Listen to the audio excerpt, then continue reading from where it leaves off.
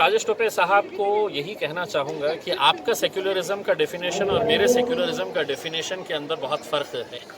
आपका सेक्युलरिज्म अगर ये होता कि औरंगाबाद जैसे शहर से कभी किसी एक मुसलमान को चुनकर अगर आप लेके आते तो वो आपके सेक्युलरिज्म को मैं मानता। लेकिन अगर इम्तियाज़ जलील एमआईएम पार्टी से आता है और चुनकर आ जाता है और आप मुझे कहते हैं कि नहीं तुम तो कम्युनल हो करके, तो आपका सेक्युलरिज्म का मतलब क्या है कि सिर्फ एनसीपी आपकी पार्टी और आप है तो सिर्फ मुसलमानों के वोट लेते रहेंगे और मुसलमानों को खुश करने के लिए कई नगर पालिका के अंदर एक काउंसिलर बना दिए, एक जिला परिषद के मेंबर बना दिए और विधानसभा और लोकसभा के अंदर नहीं मैं जाऊंगा।